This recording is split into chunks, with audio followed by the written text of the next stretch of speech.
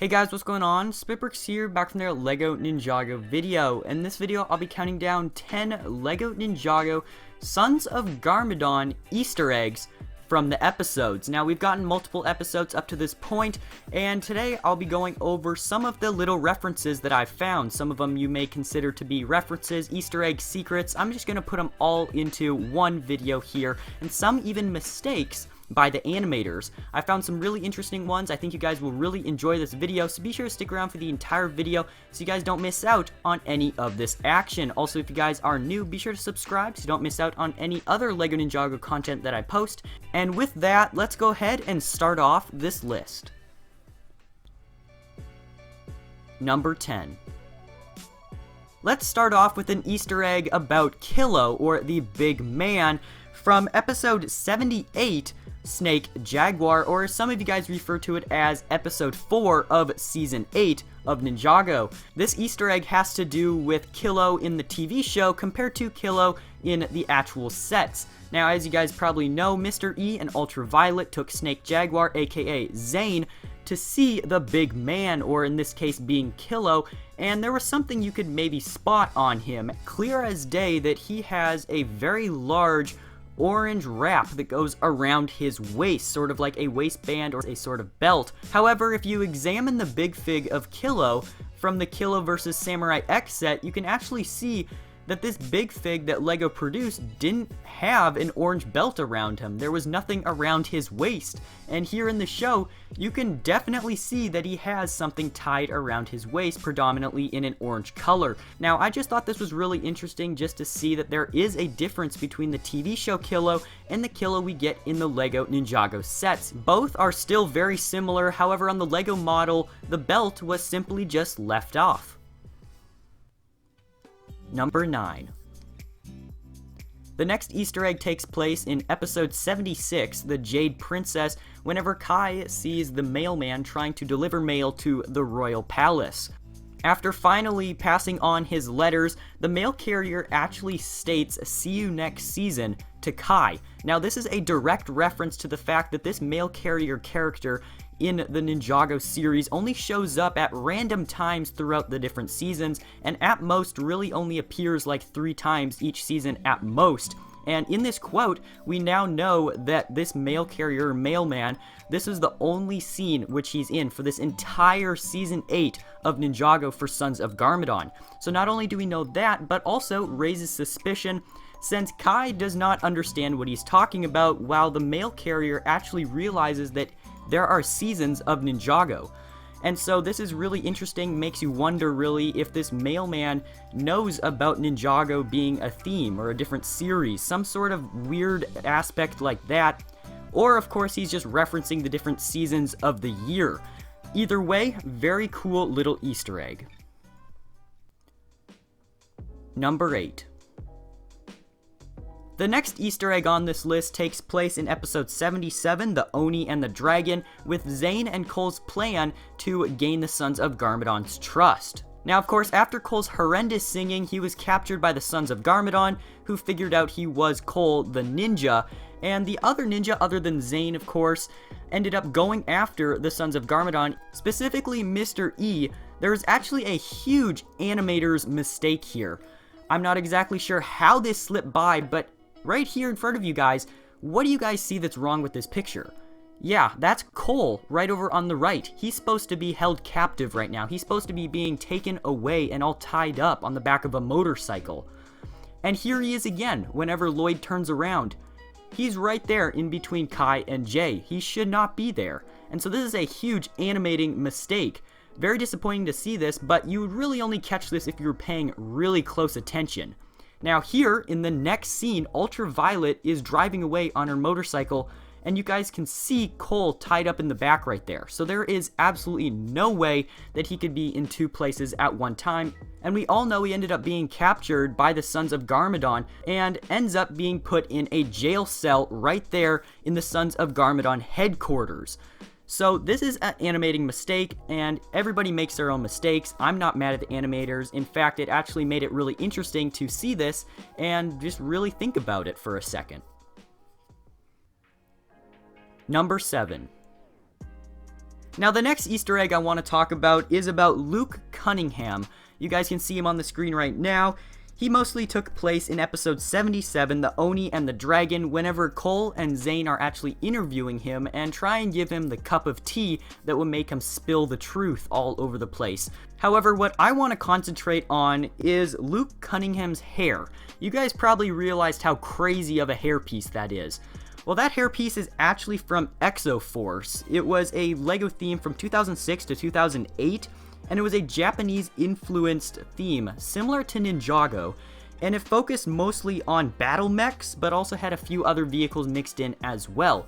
And so what's really interesting is that both Ninjago and Exoforce have a Japanese theme to them, and they both have this hairstyle here, and so this is a direct reference back to Exoforce and the days of that theme. Personally, I really like connections between two different themes. I think it's really cool to analyze, and overall makes a pretty cool Easter egg. Number 6.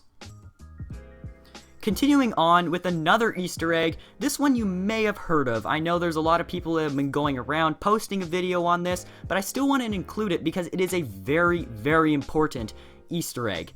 And that is the fact that Mr. E talks backwards, or at least he talks backwards whenever he's talking in code. And we all really knew this from one of the teasers that we got. And of course, in many future episodes to come, we will hear him talk once again. But in the trailer specifically, he said, "The trap has been set." And basically, that was backwards. If you played the video backwards, that's what you could hear. I did want to include it because I think it's a very important concept to grasp. Number 5. For the next Easter egg, let's go ahead and talk about the royal family, more specifically Hutchins, and we're going to be focusing on Hutchins' armor, or the shoulder royal armor that he wears, very proudly I assume. Now if we compare his shoulder armor from the TV show, similar to Kilo that we talked about in number 10, there is a small little difference, and that's the fact that the very front actually has a cutout in the TV show. Now this is because it's basically just two shoulder pads that attach on the sides and go above the shoulders obviously, but with the LEGO minifigure they used the piece that actually made it come down. Now this is totally fine, it gets the point across, but you would maybe expect to see some sort of thing that would go and hook around his neck more so than come down on his torso. But once again, this is just a small little change, but definitely still an Easter egg if you guys did not already notice. Number 4. Now, one of the more interesting characters was in the first episode of this new season. In episode 75, The Mask of Deception, we have the Mechanic. Now, you guys may have remembered this guy back from around Chen and the Tournament of Elements. In this image, you guys can see him in the Cryptarium prison whenever the ninja were in there as well, and you guys may have remembered this guy a little bit. Now, what's really interesting about this guy that I always like to see is, of course, General Cryptor's eyepiece that goes over him. I'm always interested in how he got his hands on that, because it kind of seems like they should have been all destroyed, but nonetheless, maybe he just found some blueprints, or maybe he stole them from some wreckage in the dump. Now, what's really interesting is that the Mechanic must have been able to break out of the Cryptarium prison once again, because he was still all locked up, but apparently now he's back and he's kind of upgraded and made it a bit more shiny. His little eyepiece made it look all brand new again. And of course, just like he said, the Mechanic is back, Ninjago. Number 3. Alright, we're getting pretty low on this list. I hope you guys have enjoyed this video so far. Once again, I just want to remind you guys to subscribe if you guys are new, and be sure to give this video a thumbs up if you guys are enjoying. But let's go ahead and jump into these last 3. These are some really cool ones in my opinion. Alright, so let's go ahead and start off talking about the royal family once again, but this time we're going to be talking about the 2 females. Firstly, Harumi has red accents, or red little designs on her cape that she wears. Now, what's really interesting is that whenever you pan over to the Empress of Ninjago, she actually has green.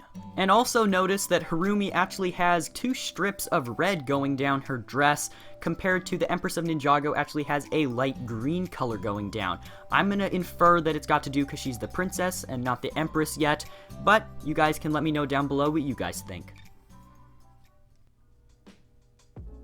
number 2. Alright, second to last Easter egg on this list. This is basically a double, I'd have to say. This is pretty much 2 in 1, so lucky for you guys, because you guys basically get 11 on this list. Whenever they're chasing Mr. E, there's a few things you guys can notice. Right off the bat here, whenever Lloyd is facing Mr. E, you guys can see the Ninjago language on the side of Lloyd's sword, and what do you guys think that ends up spelling? Well, if you guess Lloyd, you're right. So this is pretty interesting to have his name engraved in his sword to make sure that his other ninja fellows do not use his stuff. And Lloyd was the only ninja that I expected to have this personalization at first, but whenever I looked a bit closer at some of the other ninja, I noticed that Kai usually uses swords as well. And sure enough, he actually has his name engraved on it too. Up on the top right hand corner, you guys can see the bit of red, the little red smear. You can't make out what it says, but in this image right here, over to the right, you guys can see it's 3 Ninjago letters, and if you put it into the Ninjago language translator, which is a website that you can use for free, it comes up as Kai, and so there we have his name. So both Lloyd and Kai, since they both use swords, they had to put their name on it in Ninjago language. Just like in real life, we put our names on things so we don't lose them, and once again here, even in Ninjago, they do the same sort of thing. Now, this is very cool in my opinion just to find, just randomly as we were watching the episodes really closely, and if you guys had found this as well, good job. And number 1. The final Easter egg for this video comes from episode 77, the Oni and the Dragon. Once again from Zane's plan to gain trust with the Sons of Garmadon, but this one has nothing to do with the ninja at all. Now, as Cole makes his terrible debut of a singer, at first the Sons of Garmadon are very intrigued. I mean, who doesn't like a singer, especially a good one? But Cole wasn't very good, and I have to admit though that right here, whenever I pause the video, there are 2 of the exact same Sons of Garmadon right here. You guys can see the heads there, the hair, same exact figure. But wait, there's more. In the next scene, whenever they start to laugh, there they are again. It's the same exact figure. Now, just like in an earlier part of this video, whenever we had looked at another animating mistake, this is another one. This is only a few short milliseconds that this screen is up here. Just their laughs, and then it swishes away. So, I mean, it's okay, and yes, it takes a long time, I know, to animate each of these little characters, so if they were just to create the same one and put it 2 different places, and who knows, maybe they're even twins. We don't know their names. It's just all up for speculation, but once again, very interesting to see here that the animators put in 2 of the exact same people, probably just so it'd be easier for them to get through the scene and it wouldn't take them as long to animate. And with all of those Easter eggs, I hope you guys have enjoyed this video. It took me a long time to make, but it was also a lot of fun, and I highly recommend that you guys go out and look at some of these episodes a bit closer and look for some little references, some little secrets and Easter eggs that maybe some other people haven't noticed. Thank you guys so much for watching this video. If you guys have enjoyed, be sure to go check out my channel for more different secrets videos and Easter egg videos. I have a whole bunch of other ones on there as well. And also subscribe if you guys are new. Give a thumbs up rating if you guys have enjoyed. And as always, I will see you guys in the next video coming very soon.